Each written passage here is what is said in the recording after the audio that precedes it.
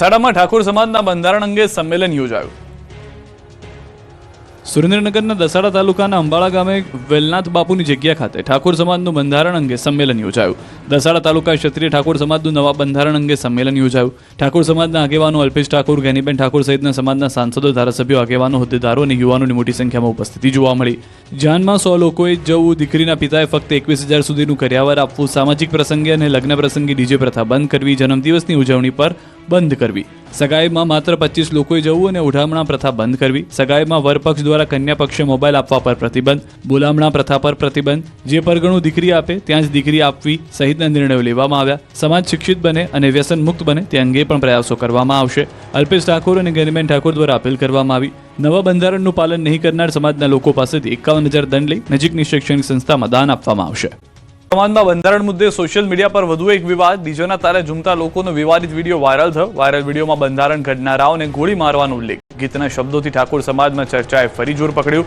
આ મામલે બનાસકાંઠાના સાંસદ ગેનીબેન ઠાકોરની આખરી પ્રતિક્રિયા, કલાકાર કોણ છે અને ક્યાંનો વિડીયો ખબર નથી, ગીતમાં બંધારણવાળાઓને ગોળી મારવાની વાત ગંભીર છે। સમાજનું બંધારણ કોઈ વ્યક્તિગત હિત માટે બનાવ્યું નથી। સમાજનું સારું થતું હોય તો ગોળી ખાવા તૈયાર છું। કાયદો અને વ્યવસ્થા જળવાય તે રીતે વર્તવા સૂચના, સામાજિક અનુકૂળતા મુજબ જ નિયમો તૈયાર કરવામાં આવ્યા છે। ઉશ્કેરણીજનક ગીતો ગાનાર કલાકારોને મર્યાદામાં રહે તેવું પણ કહેવામાં આવ્યું છે। કલાકારોએ સમાજની સંસ્કૃતિ જળવાય તેવા ગીતો ગાવા જોઈએ। ગોળી મારવાની વાતો કરનારા સાંભળે તો શહીદી ગણાશે।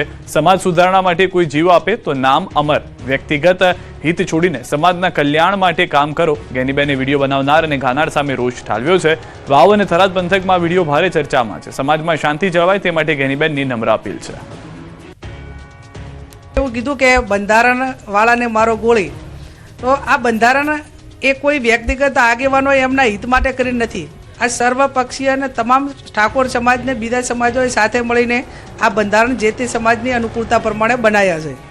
અને આવી રીતે ઉશ્કેરવા પણ પૂર્વકના ગીતો ગવાતા હોય તો એમને પણ ટકોર છે કે મર્યાદામાં રહીને તમે સંસ્કૃતિ પ્રમાણેના ગીતો ગો, મનોરંજન કરો, એની સામે વાંધો ના હોય। અને તમે કોઈને ગોળી મારવાની વાત કરો તો જેને પણ ગોળી મારો એને સમાજ સુધારા માટે એનું શહીદીમાં નામ આવશે। પરસોત્તમ સોલંકીએ ફરી કર્યો ધોકાવાળો હુંકાર, કહ્યું કોળી સમાજને કોઈ દુખી કરશે તો તેને છોડીશું નહીં। તમને કોઈ ધોકા મારે, કોઈ કોળી સમાજને દુખી કરશે તો તેને છોડીશ નહીં। આ શબ્દો છે મંત્રી અને કોળી સમાજના આગેવાન પરસોત્તમ સોલંકીના।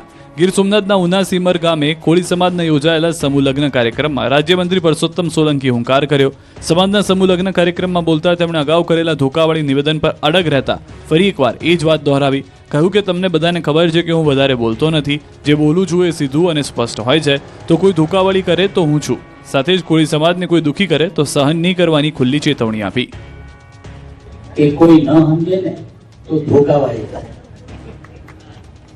આ પ્રશ્નના સમાચારમાં જ્યારે આવ્યું ને ત્યારે ટીવી વાળાએ ઘણો એનો પ્રચાર કર્યો અને મને પૂછ્યું કે તમારે શું કહેવાનું? મેં જે કીધું ને સાચું છે। મારા સમાજને કોઈ દુઃખી કરશે ને તો હું નહીં છું।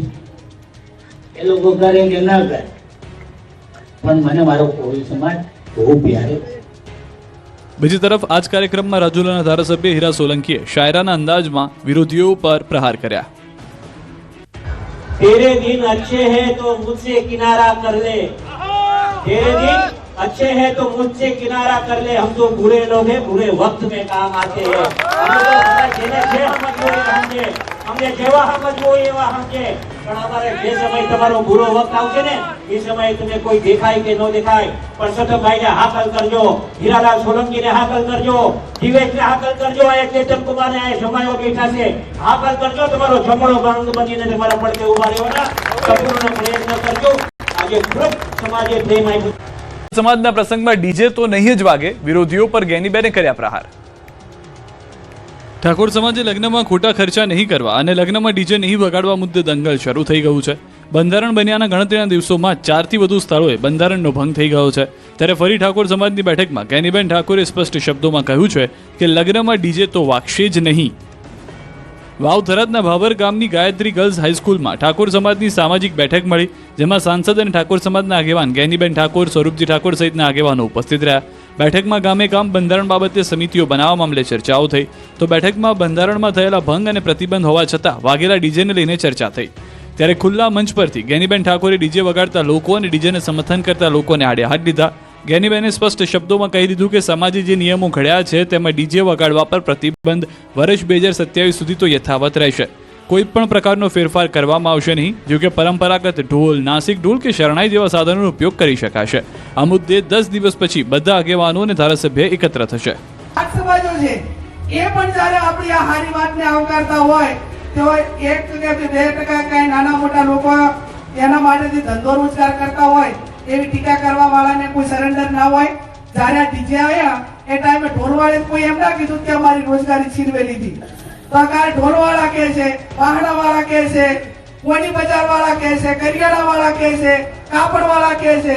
એટલે આ બાબતમાં જે હવે બજેટ 2026 નું પાસ થઈ ગયું તે હત્યાવી પહેલા આ બજેટમાં હું વ્યક્તિગત રીતે સમાજ વતી કહું છું કે કાંઈ ફેરફાર થવાનો નથી.